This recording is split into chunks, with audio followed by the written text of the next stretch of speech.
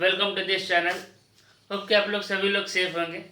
देखिए, जो पिछले सेशन में था, हमने अभी इससे पहले वाले वीडियो में देखा था कि कैसे हमारा अप्रोच होना चाहिए जब भी हम बोर्ड्स के एग्जाम देने जा रहे हैं। तो इकोनॉमिक्स के क्वेश्चन कैसे डील करना चाहिए, कैसे इसका प्रिपरेशन करना चाहिए, ठीक है, इसके बारे में हमने पिछले वीडियो में देखा था। अगर आपने अभी तक नहीं देखा तो मैं लिंक डिस्क्रिप्शन में दे दूंगा, आप उसको देख लीजिए, ठीक है। तो जैसे हमें 11 चैप्टर था हमारा फॉरेन एक्सचेंज, ठीक है। तो हमने फॉरेन एक्सचेंज के बारे में पूरा देख लिया था कि फिक्स होता है, फ्लक्चुएटिंग होता है, माइनस फ्लोटिंग होता है, कैसे मार्केट फोर्स ऑफ डिमांड से इसको डिसाइड किया जाता है, किसको जो गवर्नमेंट डिसाइड करता है। तो ये सारा का सारा कंसेप्ट, जो करेंसी डिवैल्यूएट होता है, डिवैल्यूएट होता है, फिर एप्रिशिएट होता है, तो ये सारा का सारा जो चीज़ हमने समझा था। तो फॉरेन करेंसी का जो ज़रूरत होता है वो एक्चुअली में हमें बैलेंस ऑफ पेमेंट को ही करने के लिए होता है, ठीक है। तो आज का जो टॉपिक है उसमें हम बैलेंस ऑफ पेमेंट के बारे में पढ़ेंगे, जिसने आप बहुत बार आपने नाम सुना होगा बीओपी के बारे में, ठीक है, बैलेंस ऑफ पेमेंट।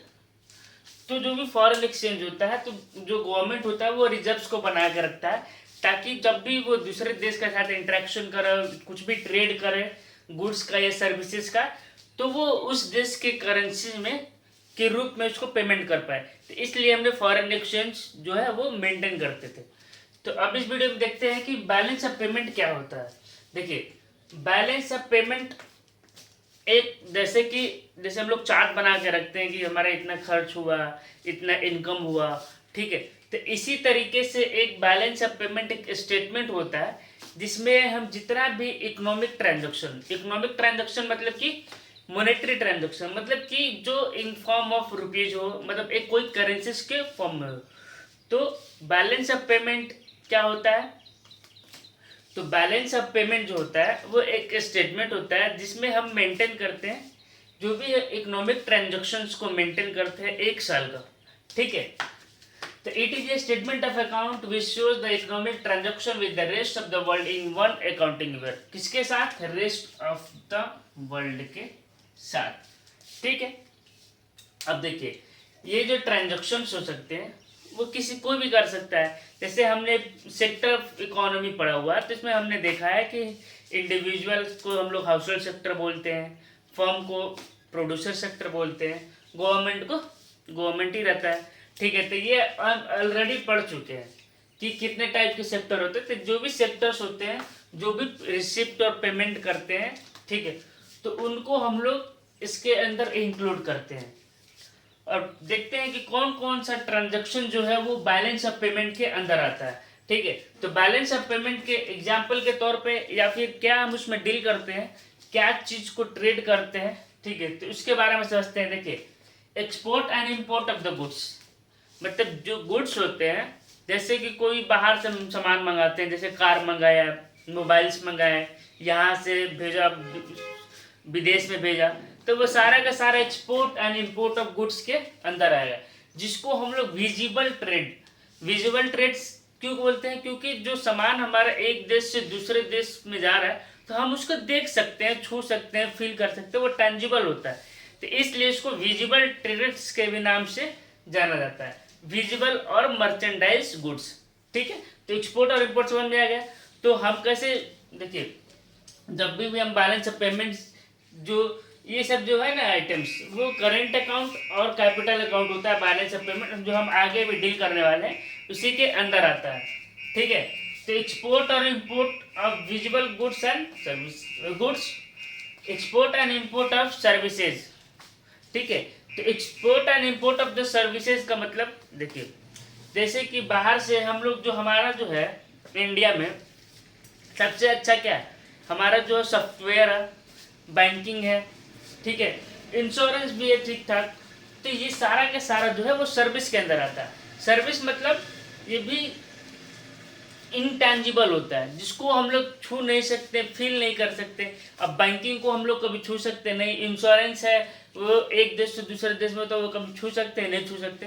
तो इसलिए export and import of the intangible goods को भी हम लोग बैलेंस ऑफ पेमेंट के करंट अकाउंट के अंदर होता है, ठीक है। तो मैं आगे भी बताने वाला हूँ। फिर देखिए, international sale and the purchase of financial assets, जो भी फाइनेंशियल एसेट्स हैं उनको खरीदना और बेचना, जो हम फॉरेन एक्सचेंज में पढ़ चुके हैं, ठीक है।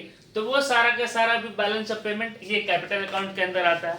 और जो भी international sales and purchase of the real estate है वो भी जो कैपिटल अकाउंट के अंदर आता है। तो जो भी हम खरीदते हैं बेचते हैं रियल एस्टेट को, आप देखते हैं कितना अच्छा कितना प्रॉपर्टीज को सेल परचेज किया जाता है, तो वो सारा का सारा बैलेंस ऑफ पेमेंट के अंदर आता है और यही सब चीज ट्रांजेक्शन होते रहता है। ठीक है, अब समझते हैं components of balance of payment. ठीक है, तो बैलेंस ऑफ पेमेंट के दो कंपोनेंट्स होते हैं। ठीक, एक्चुअली 3 होते हैं। ठीक है, अभी हम पहले एक एक करके समझेंगे। ठीक है, आने वाले जैसे अभी करंट अकाउंट पढ़ रहे हैं, फिर हम कैपिटल पढ़ेंगे। ठीक है, फिर एक इंडिविजुअल ट्रेड्स मैंने ट्रेड्स में ही होता है, तो वो ज़्यादा इंपॉर्टेंट होता नहीं है। एक्चुअली जो क्वेश्चंस होते हैं ना वो दो ही यही दोनों से आते हैं, कैपिटल अकाउंट और करेंट अकाउंट से। ठीक है, तो हम एक एक करके 1 बाय 1 उसको समझते हैं कि करेंट अकाउंट क्या होता है, कैपिटल अकाउंट क्या होता है। देखिए, करेंट अकाउंट का मतलब होता है कि जो भी रिसिप्ट और पेमेंट किसी देश के द्वारा, ठीक है, जो भी रिसिप्ट और पेमेंट किसी भी देश के द्वारा दूसरे देश के साथ किया जा रहा है। ठीक, तो रिसिप्ट किसका, फॉरेन एक्सचेंज, फॉरेन एक्सचेंज। ठीक है, पेमेंट ऑफ फॉरेन एक्सचेंज और सच ट्रांजैक्शन, ऐसे ट्रांजैक्शन का जिससे ना किसी देश का एसेट्स और ना ही किसी का लायबिलिटीज में कोई चेंजिंग होता है, तो उस केस को हम लोग करेंट अकाउंट बोलते हैं। समझ में आ गया आपको कि ऐसा रिसिप्ट और पेमेंट, ठीक है, फॉरेन मतलब ऐसा रिसिप्ट एंड पेमेंट जो दूसरे देश के साथ हो बट इसका इम्पैक्ट कुछ ना हो, ना हमारा एसेट्स इंक्रीज हो ना हमारा लायबिलिटीज डिक्रीज हो, तो वैसे को हम लोग करेंट अकाउंट बोलते हैं। ठीक है, तो इट रिकॉर्ड्स या current account records the receipt and the payment of the foreign exchange of the such transaction which doesn't impact the assets and the liabilities of a country in relation to the rest of the world। ठीक है, अब components समझते हैं कि देखिए इसमें एक चीज समझना जरूरी है कि आपके दिमाग में एक ऐसा चीज भी क्वेश्चन आ रहे होंगे कि अगर मान लो कोई टूरिस्ट है अगर हमारे यहाँ आता है तो क्या हम उसको यहाँ से जो गुड्स खरीद के अपने देश में ले जाता है तो क्या हम उसको एक्सपोर्ट बोलेंगे, तो हम इसको एक्सपोर्ट नहीं बोलेंगे। ठीक है, क्या अगर हम कहीं बाहर घूमने जा रहे हैं और वहाँ से कुछ गुड्स खरीद के अब अपने देश में लेके आ गए तो क्या वो इंपोर्ट होगा? जी नहीं, वो भी इंपोर्ट नहीं होगा। तो ये कंसेप्ट को अच्छे तरीके से आप सोच लीजिएगा ताकि मान लीजिए अगर एग्जाम में कुछ ऐसा कुछ पूछता है तो इसको आप इजीली आंसर दे सकते हो। ठीक है, अब आगे बढ़ते हैं। देखिए कंपोनेंट्स जो अभी हम लोग ऊपर पढ़ा यही इसका कंपोनेंट्स है। Export and import of good, तो export and import of the visual trade और मर्चेंडाइज गुड्स को ही करंट अकाउंट के में रखा जाता है। तो ये किसकी साइड होगा, एक रिसिप्ट और पेमेंट का साइड।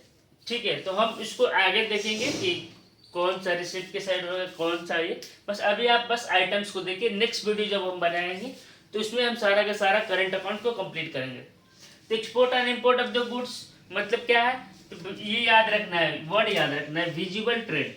क्यों? क्योंकि हम इसको देख सकते हैं, छू सकते हैं, फील कर सकते हैं एक देश से दूसरे देश को जब क्रॉस करेगा तो। दूसरा export and import of services, तो जो एक्सपोर्ट और इंपोर्ट ऑफ द सर्विसेज मतलब क्या था, अभी बताया मैंने, इनविजिबल ट्रेड।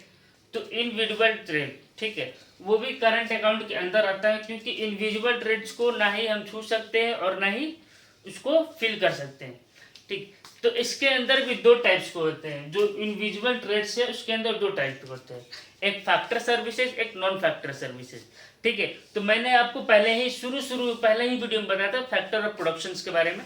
तो जो भी फैक्टर ऑफ प्रोडक्शंस होते हैं वो फैक्टर सर्विसेज के अंदर आते हैं। ठीक है, और नॉन फैक्टर सर्विसेज जैसे कि बैंकिंग हो गया, इंश्योरेंस हो गया, ये सारा का सारा जो है नॉन फैक्टर सर्विसेज के अंदर आते हैं। तो फैक्टर सर्विसेज को हम लोग बाई फर्दर इसको डिवाइड करते हैं। तो फैक्टर सर्विसेज भी और दो टाइप्स को हो जाएंगे, एक इन्वेस्टमेंट सर्विसेज और एक होता है कंपनसेशन ऑफ एम्प्लॉयज।